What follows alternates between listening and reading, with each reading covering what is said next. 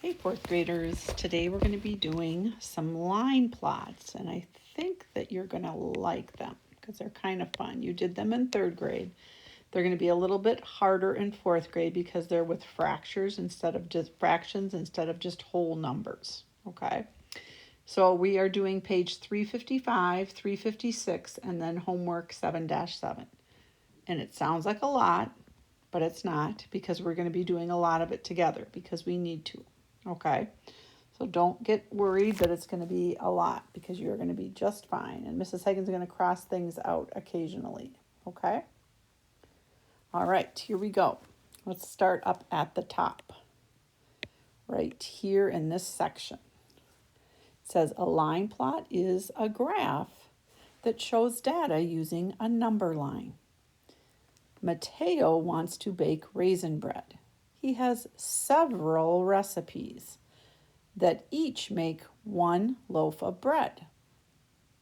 The line plot shows the numbers of cups of sugar in the recipe. Okay, so you're going to see some dots on the number line.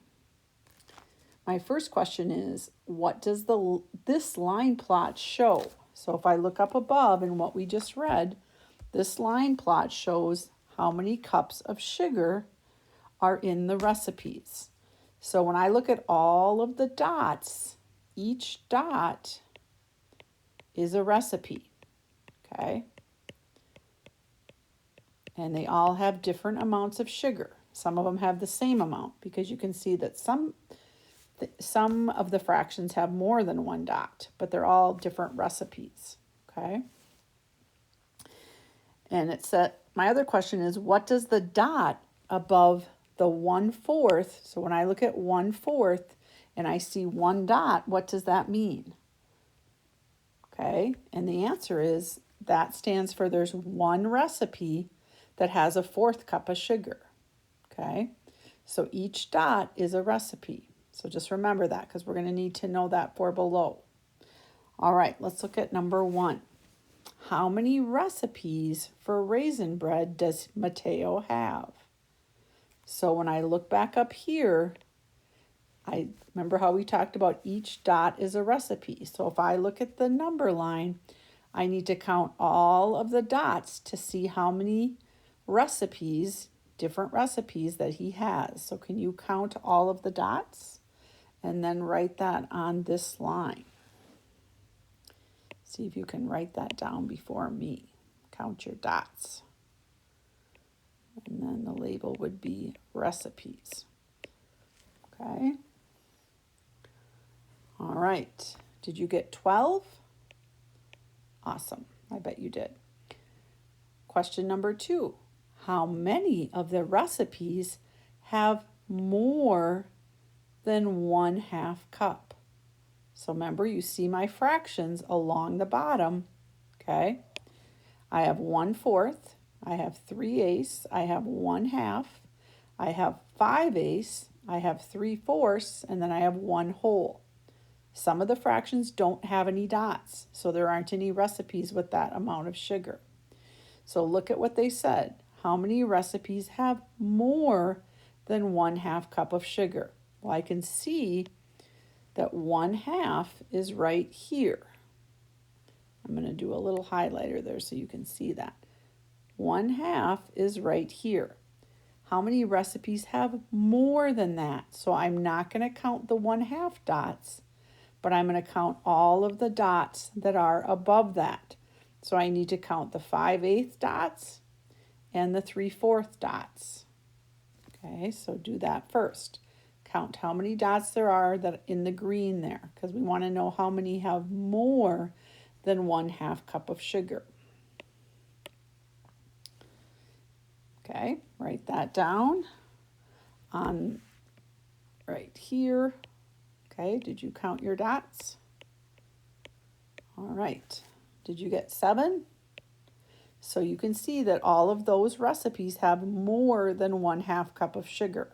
Okay, because the 1/2 is in the yellow. All right, let's look at number 3. What is the least amount of sugar in any recipe? So I need to look at all of my dots, but I want to look at the one that has the least amount of sugar. Okay, go down to the very bottom, and what's your first dot, and how much sugar does that dot have? Okay, do you guys see that the first dot is what? Okay, do you see that? The 1/4? Because it says, what is the least amount of sugar in any one? So the least amount of sugar is 1/4 cup. Remember when we write our fractions, we can write them with a slanted fraction like this, or we could do like this. And then our label would be cup. So they wanted to know which recipe had the least. Okay, very important when you're doing these, guys, to be careful what it says. Okay, sometimes read it 2 or 3 times. Number 4, how much less sugar is in a recipe with the least sugar than in a recipe with the most sugar? So let's find, we're going to take the most sugar and subtract the least sugar. So what's our biggest amount of sugar? I'm going to go way to the top in the green there, and I'm going to make a little spot here to show my work. So I have 3/4 that has the most sugar, and then I'm going to go way to the bottom of the graph in the red, and I'm going to take away to see how much less sugar is in the recipe with the least sugar than the most sugar. So I'm going to subtract, and we know how to subtract fractions. And if our bottom numbers are the same, and they are here, then all I need to do is take 3, take away 1 for the top part of my fraction, and then my bottom number, remember, stays the same. I don't subtract the bottom numbers. When the bottom numbers are the same, we can just subtract our top numbers to get our answer. So our answer was 2/4 cup. All right. Okay, we're going to cross out number 6. We're going to do number 5 together. Mateo wants to try all of the recipes that have exactly 5/8 cup of sugar. How much sugar does he need? So we need to look back up at our line graph in the green, and I need to look at all of the 5/8. Okay, that's all of these right here. So how many are there? There's 3 of them, but he wants to make all 3 of them. So he needs 5/8 cup of sugar, but he needs to do 3 of those. Okay, since we have extra room over here, we're going to go and add up 5/8 plus 5/8 to see how much sugar he's going to need, plus 5/8. And once again, my numbers on the bottom are the same, so that's just going to be an 8. And then I need to add my top numbers to figure out how much sugar he needs. Well, what's 5 plus 5 plus 5? I bet you got 15. And so then I have 15/8 cup. Okay, and if I thought that was kind of confusing, I could turn it in. Remember when we took a fraction and we turned it into a mixed number, right?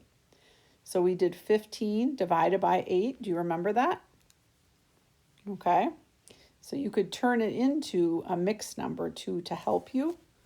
Okay, and the way that I would do that is I would go 8 into 15.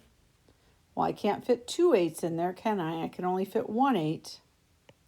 So then I subtract. And then I have remember when we did this the other day? We have 1 and 7/8 would be another way to write that. Because if I was doing a recipe, 15/8 is kind of hard.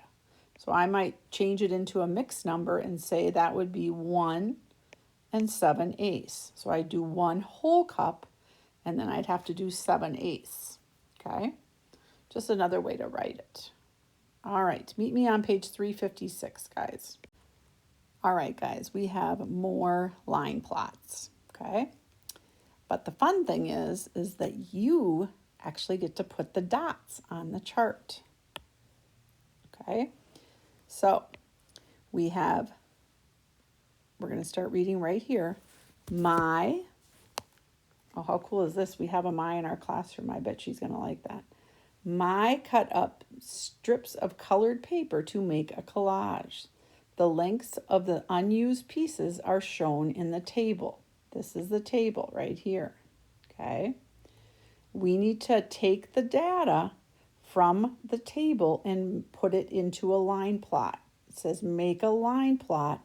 So, but they've got the data over here and they've got the measurements already in for us on our line plot, which is kind of nice. You don't have to write the fractions in because they're already right here, aren't they? So we're going to start with our chart. We're going to look at this one. Okay, how many pieces does he have that are 1/2 inch? Notice that this is in inches. Well, I look over here, he has 4.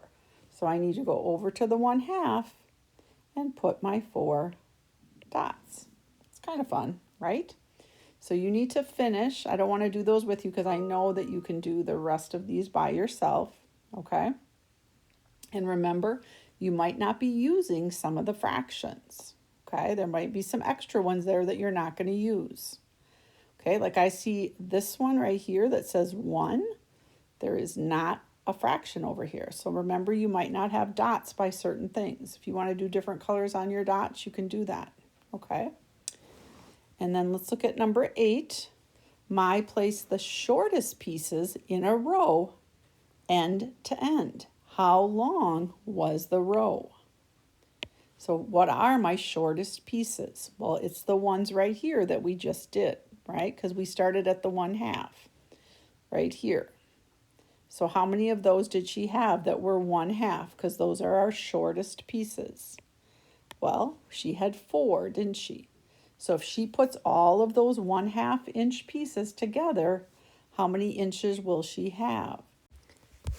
So since you guys are pretty good at 1/2 and you know that 2 halves make a whole, we're going to do this in 2 steps. So I have 1/2 plus 1/2 equals 2/2. And we know that 2/2 is the same as 1 whole. Okay, but I need to do that twice. So I'm going to do it again. 1/2 plus 1/2 equals 2/2, which is the same as 1. So if I add 1 plus 1 together, I know that the length of the paper will be 1 inch plus 1 inch. So the answer to our question is 2 inches. Okay, that's how long it would be if I took the 4 halves. It would be 2 inches. All right, on the bottom, you're going to do the same thing. I'm not going to have you do the bottom stuff right here. So I want you to pause the video and I want you to take your information from your chart and put it onto the line plot with your dots, okay? Just like what we did up above, okay? And after you have that done, you can meet me on 7-7 and I will show you what we're going to do. All right, here we are. I'm going to cross out the 2 on the bottom. Okay, I told you I was going to cross some things out, right?